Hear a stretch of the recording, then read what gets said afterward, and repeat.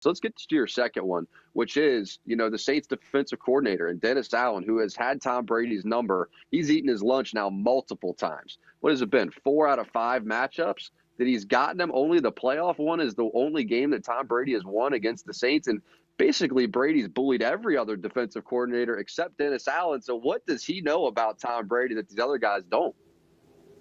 Well, he knows the exact same game plan that I tell you. If you have the personnel, you got those big guys up front, and I told you this in the pregame show, you can rattle Tom Brady. I played with Tom. I played against Tom. I've seen it. I covered him basically 13 years of his career. And if you put that inside pressure on Tom, he gets nervous. And if you hit him, you make him uncomfortable in the pocket, he's going to hold the ball. But the second part to it, and I thought they did a great job, look at the tight man-to-man coverage.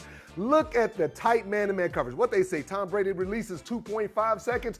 He can't do that because the coverage, the rush, those guys are making him move around. Chauncey Gardner-Johnson, that's another guy I want to talk to you about. Now, you talking about Jalen Ramsey, that's Jalen Ramsey about $18 million cheaper, okay? That's who he is. He is an absolute football player. He can play any position. He brings some energy. He makes plays. He sacks the quarterback. He does it all. And you see, he's not intimidated. He's telling Tom Brady, we here to kick your butt. They stepped up, man. Dennis Allen, this guy should be considered for a head coach, no question about it. His defenses have been great. He's a steady type of personality. He's a good guy. He definitely deserves consideration. I'm not going to say that the Bucs would have won this game if they still had some of their guys, right? As soon as you have no Godwin and now you have no Mike Evans, you're already without Antonio Brown. Now there's no Leonard Fournette. I mean, they basically didn't have a chance at that point. And Brady's out there with a bunch of guys who probably more than anything, he's played with lesser receivers over his career. We talked about that on Sunday, but just to have the reps and the chemistry with these guys, he wasted all those reps on the guys who were out of the game and hurt. But, I mean, for them to lose a game at home where all they have to do is score more than 9, I mean, Tom Brady hasn't been shut out in 15 years, and I think the reason is, and give Dennis Allen a ton of credit just because he's done it over and over again, but not very many defenses can rush the passer across the board with Davenport, with Tuttle, with David Onyemata, with Cam Jordan, who missed the prior week, so had fresh legs coming back, and he looked fresh the way he was flying around that football field. But they also have 5 great cover guys. To have the combination of the rush and the cover players, I can't think of another defense that is as dominant on both ends of the spectrum. That's just a hard combination to find, and Brady took it right on the chin. And you forgot about mentioning the linebackers. Demario Davis is a top 5 middle linebacker. He is absolutely fantastic. We talked about him. He can hit, he can tackle, he can cover, he can blitz, he can do it all. And Quan Alexander, he was a first-round draft choice, and he didn't work out for San Francisco, and he kind of bounced around. But it seems like he's found a home, in New Orleans. He looks like his old self, like athletic, fast, making plays, celebrating. So he's brought him a lot of energy and a lot of juice as well.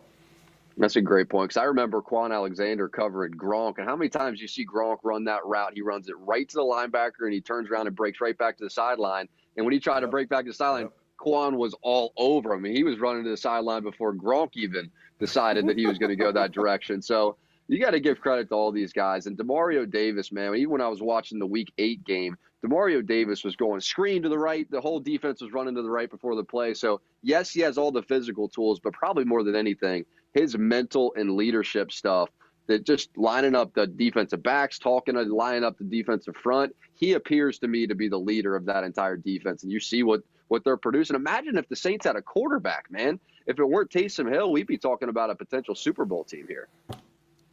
Brother, I was just sitting here thinking the same thing. I'm like, how frustrating is it to have a top defense? And I've been there. We had the worst offense in the league and the number 1 defense in the NFL when I was with the Chargers back in 1998, I think it was. It's very frustrating. But defensively, you have to change your mindset, and you completely say, we're going to forget about the offense. We're going to try to score points. We're going to get turnovers. We're going to give them field position. We're going to do whatever we have to do to make sure we make their life easier. We can't depend on them to win the football game. We have to win the football game, and that's just a change of mindset. That's right, and nobody wants to talk about it, but Antonio Brown now becomes one of the most important pieces on Tampa and one of the most important pieces coming back in the whole NFL, because if they didn't have him, they would be in a world of trouble. Who knows how long Mike Evans going to miss with the hammy? They have to have another wide receiver on the outside. Probably Scotty Miller. Before Mike Evans gets back, it's Scotty Miller and Antonio Brown carrying that workload. And then that group of tight ends that they have, they're all going to have to be actively involved in the pass game, I would think, right? I love Mike Evans, love Chris Godwin, but Antonio Brown is their best wide receiver. I agree. Okay? Antonio Brown is their best wide receiver because he can do it all. He can go deep. He can catch 10-yard out routes. He can catch slant routes and split the difference like Odell and take it to the house. He's a Hall of Famer, no question about it. He's fantastic, man, one of the best that I've ever seen. And the thing is, like when I watch receivers, it's hard to impress me, you know, from a receiving standpoint. I played with Randy Moss, who I just saw his work ethic and things like that. I played with and against, and I just think that Antonio Brown is one of those guys where he's a pain in the butt off the field, but when he gets on the field, he's just totally locked in, and that's the type of guy that Tom likes. He trusts him. He can throw the ball up. Antonio's going to go get that football. And you see why Tom Brady is always fighting for him to be on that roster, right? Even when Coach Arians doesn't want him, it's moments exactly like this. And Tom Brady's lived enough of these seasons to know the guys get beat up before the playoffs, and you have to have depth, specifically at the position, which are his playmakers, and he's kept AB for that reason. Hi, I'm Mike Tirico, and thanks for watching. Make sure to hit subscribe for the latest news and highlights from NBC Sports.